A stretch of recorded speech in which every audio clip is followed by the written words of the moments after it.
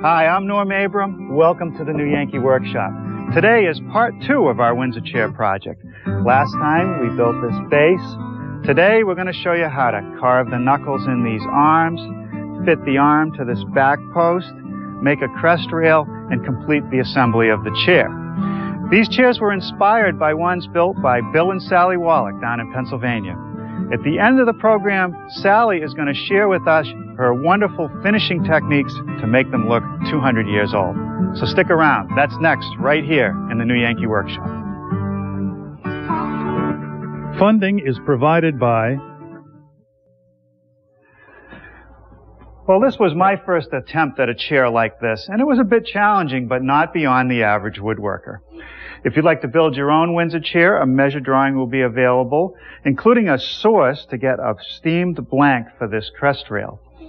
And you'll hear more about that before the program ends. I want to start today on these graceful arms with these beautiful carved knuckles on the end. First thing I have to do is rough out a piece. So over here is some beech and a template that I got from Bill. I've traced it out, and I'm going to cut it at the bandsaw. But before we use any power tools, let's talk about shop safety. Be sure to read, understand, and follow all the safety rules that come with your power tools. Knowing how to use your power tools properly will greatly reduce the risk of personal injury. And remember this, there is no more important safety rule than to wear these safety glasses.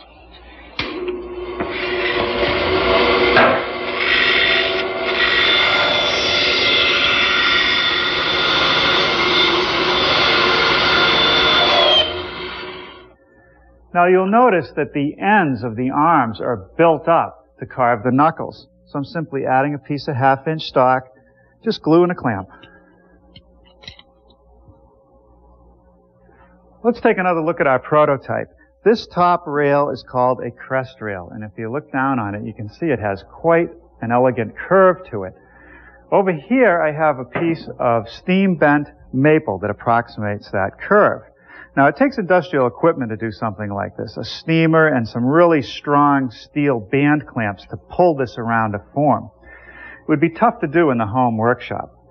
Now here, if you look through the cross-section, you see it's narrow at the top and wide at the bottom. What I want to do is take a center line and my template for the shape, just bend it into place and trace it, and I'll cut it out on the bandsaw.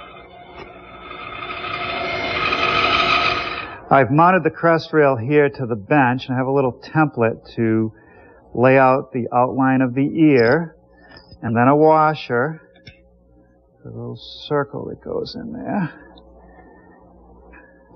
Now, rather than watching me carve this, why don't we go back to Pennsylvania and see how master chairmaker Bill Wallach gets it done. So now we've got the crest rail, and there's another bit of carving to do, right? Yes. We're going to start out with this chisel, and we're going to go around the circumference of this circle by placing it on the outside perimeter of the drawing. You don't have to go very deep here, just around 1/8 of an inch. One thing you do want to watch when you start to cover the grain of the wood, when the chisel's in line with the grain of the wood, it will split the ear up very quickly.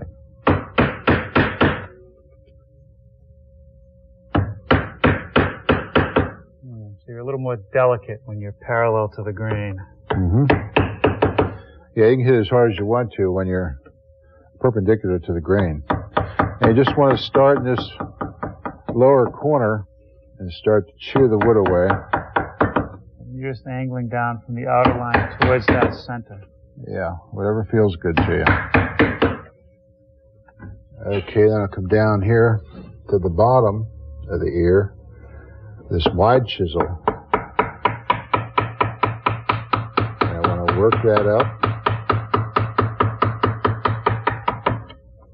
Now what we're doing is shaving the chisel marks. All right, next thing we want to do is follow this line.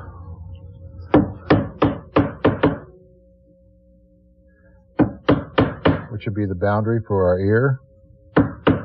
Now we want to form a shadow in here. So I take my flat chisel and follow this line And it only has to be heavy enough that when you rub your finger over it, you can feel the difference. Yeah, okay. A nice piece of paper. Sand it smooth. Now, just how perfect are you trying to get this? Not perfect at all. It's just country furniture. Mm-hmm. It's furniture that they used in the garden and in the unobvious places in the house. It's just plain country furniture that was very simple and very comfortable.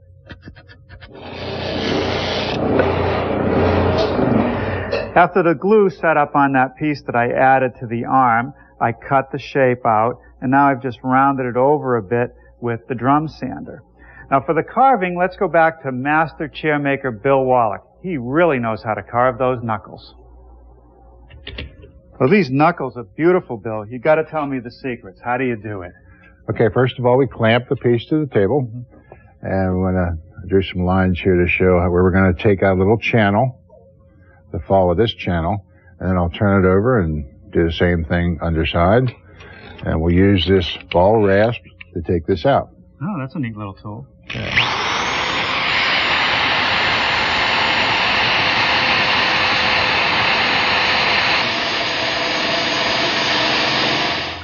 Okay, next we'll turn to this short foam, and we'll start to do the work that I couldn't do with the rasp. And again, you go back to it with your fingers and feel it's smooth.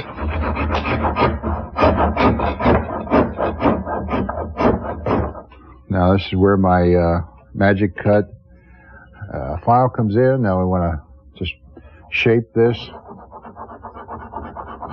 a little further, make it a little bit smoother.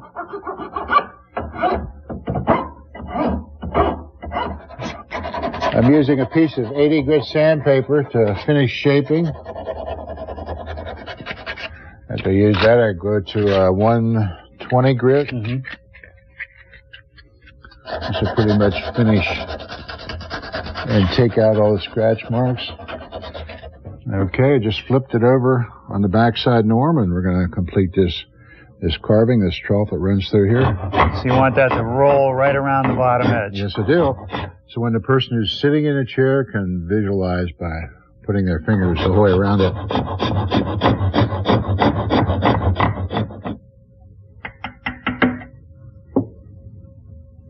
It's kind of delicate work.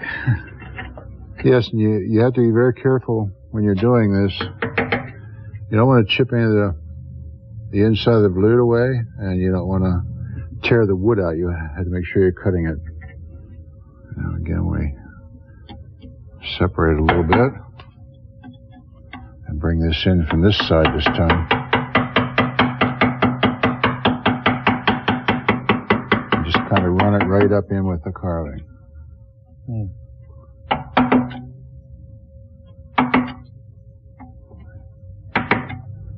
Okay. Knock down all the harsh edges. Wherever your hands touch on Windsor, you don't want any harsh edges or sharp edges or anything like that. You want it nice to the touch, and you can just sit there and massage it. Massage it, yes, that's a good word. Do what was intended to do with the Windsor chair. I believe they call them worry knuckles.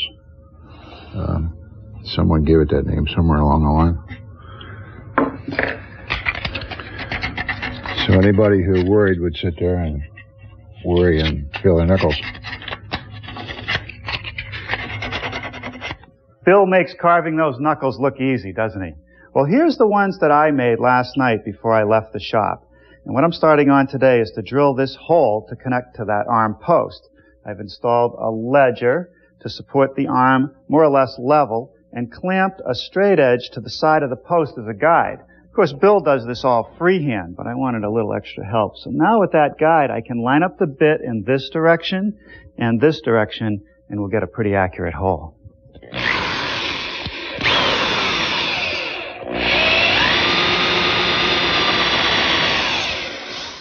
And I'll finish it off with a brad point bit so it doesn't blow out.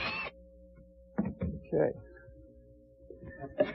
Let's see how we did. That's going to be good. Now you'll note that the post is square where it intersects the arm, so I have to notch it. What I do is put a straight edge across the post, draw a line here, find the center point, and then square off of that. I'm leaving about 1/4 of an inch here for additional fitting. All right, now I can scribe that pitch line with my compass. And that's an important line because it has to follow the post.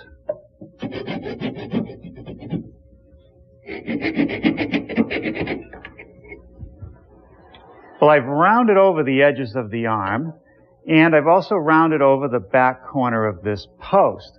I put a mark right in the center, and I'm aiming for the other corner, the opposite corner, for a screw.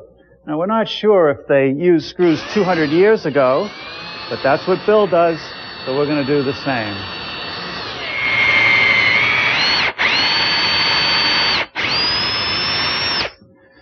Now I'm going to go to a slightly bigger drill and just enlarge the hole in the post. I won't glue this in place now. I'm just going to fasten it so that I can drill holes for the spindles that go under the arm.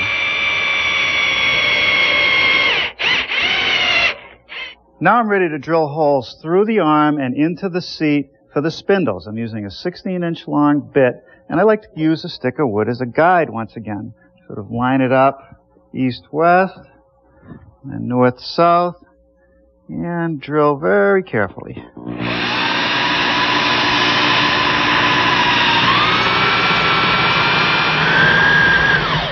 Okay, now so I don't blow out the bottom, piece of scrap wood.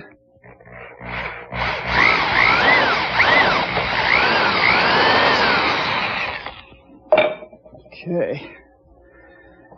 Now I keep the shank of the drill bit centered in the hole that I just made and drill about 1 inch into the seat. I don't want to go all the way through.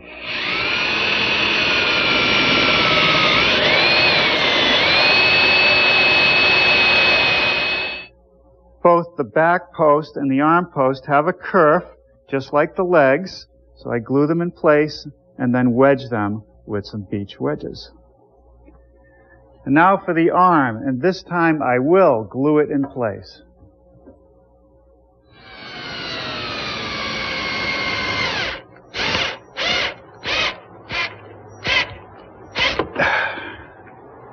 The way Bill likes to install these short spindles is to put them through the arm, glued into the seat, then take a double-edged chisel, which I ground out of an old chisel, split it, and then put in a wedge with some glue.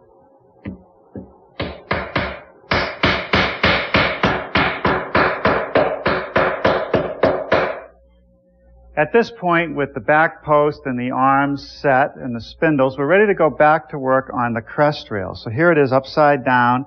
I've done some layout, and the first 2 holes I'm going to drill are for the back post. I'll drill those about 1 inch deep.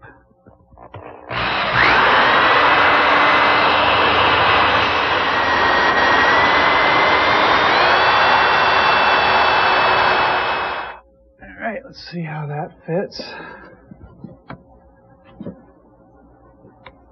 That's good. Now, using a straight edge, I'm going to line up with the center lines of the holes in the seat and in that tail and mark the angle that I have to drill the hole.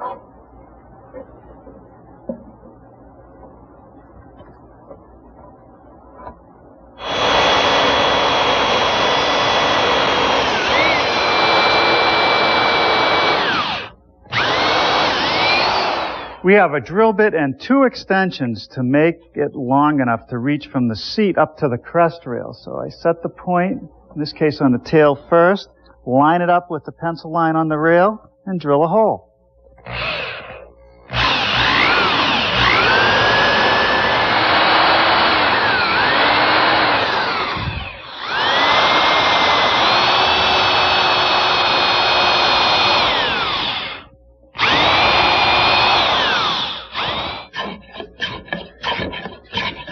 Okay, now it's time to shape that crest rail. The back of it has to curve up, it gets thin as it moves by the ear. I like to use a block plane, a rasp, and some sandpaper. It takes a little while.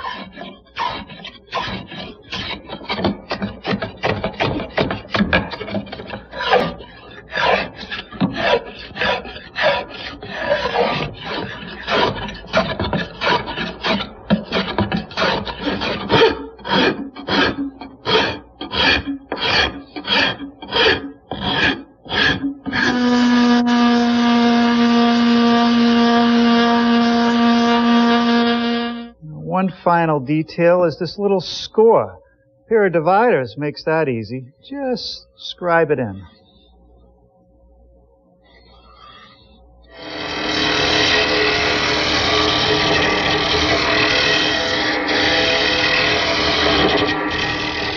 Now the spindles for the back are 5/8 inch diameter dowels, and they need to be tapered over about half their length down to 3/8 of an inch at the top. So a gouge, a rasp, and some sandpaper will do the job.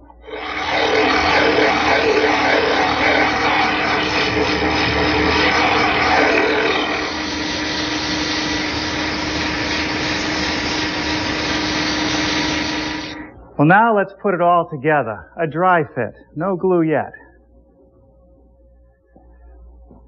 Well, now I just have to break it apart and do the final glue up. While I do that, I want you to take a look at Sally Wallach and see how she gets this wonderful old finish on these chairs. Well, Sally, your finishes on these Windsor chairs are just unbelievable. I've got to know some of your secrets. How do you get one of these knuckles to look like someone's been rubbing it for 200 years?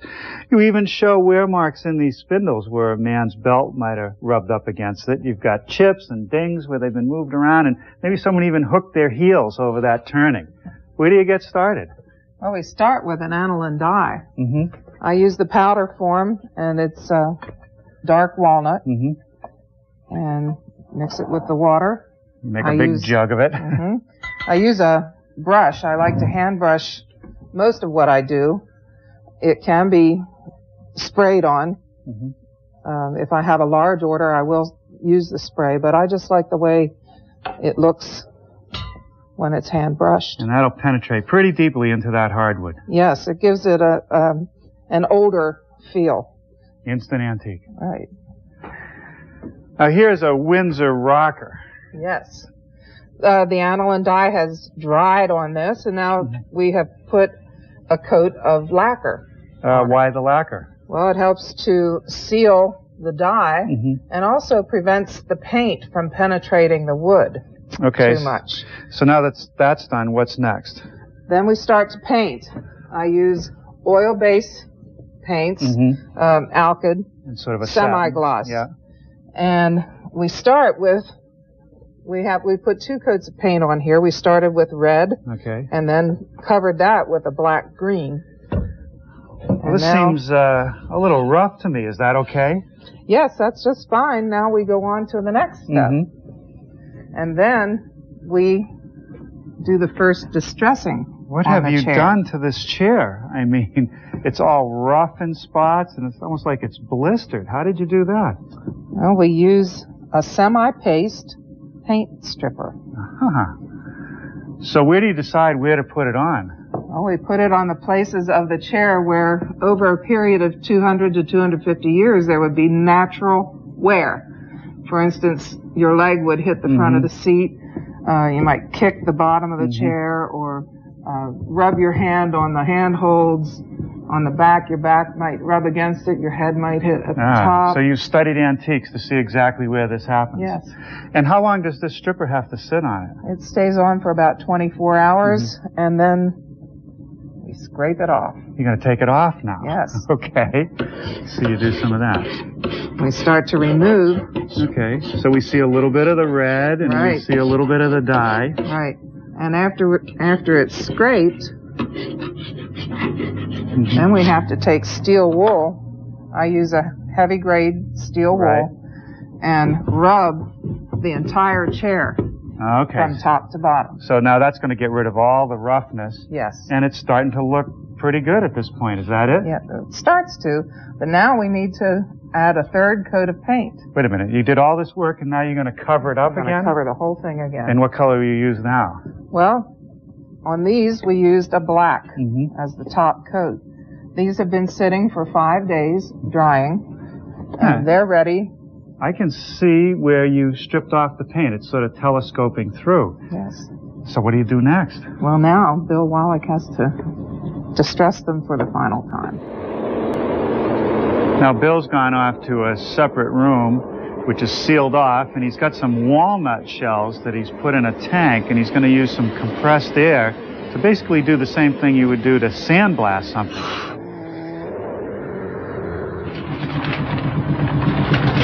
Oh, that worked great.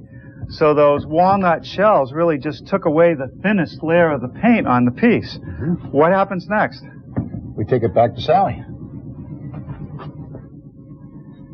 Now, Sally, you're scraping the top of those buttons off. The sandblaster didn't take the paint off those? No, there wasn't any stripper on them, so the paint didn't lift. But you do want to show wear there. We want to show some wear there because they would normally push up through the seat and the paint would come off. Okay, and what's next?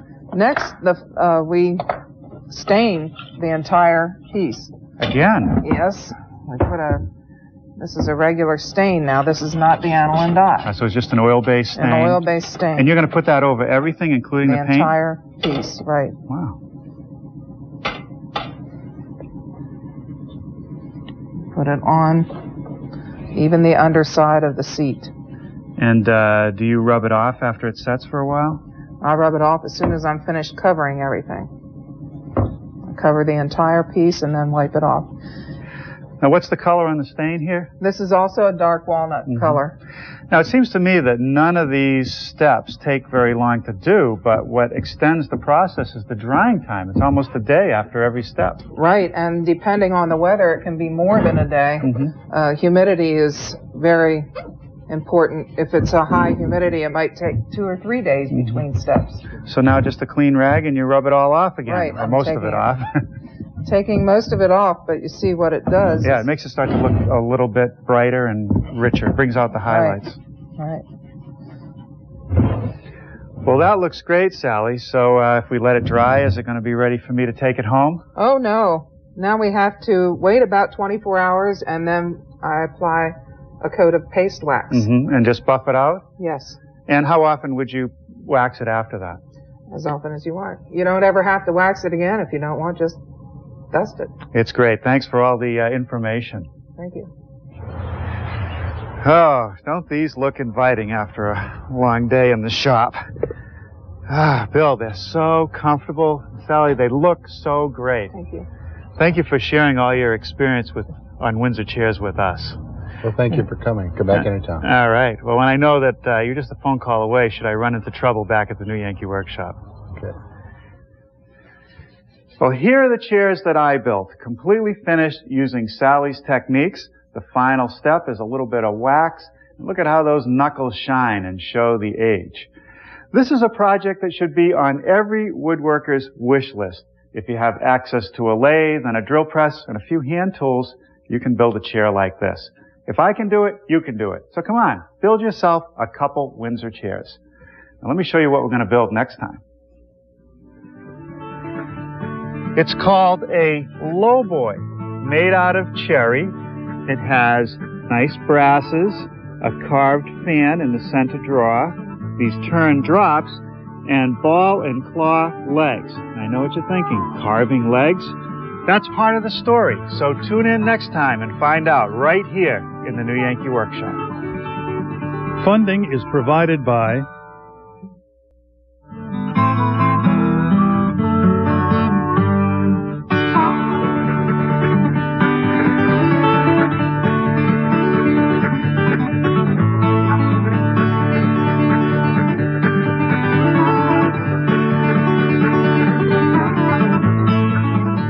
home video or a measured drawing of the project you've just seen, please call 866-545-9708. Additional information is available at newyankee.com.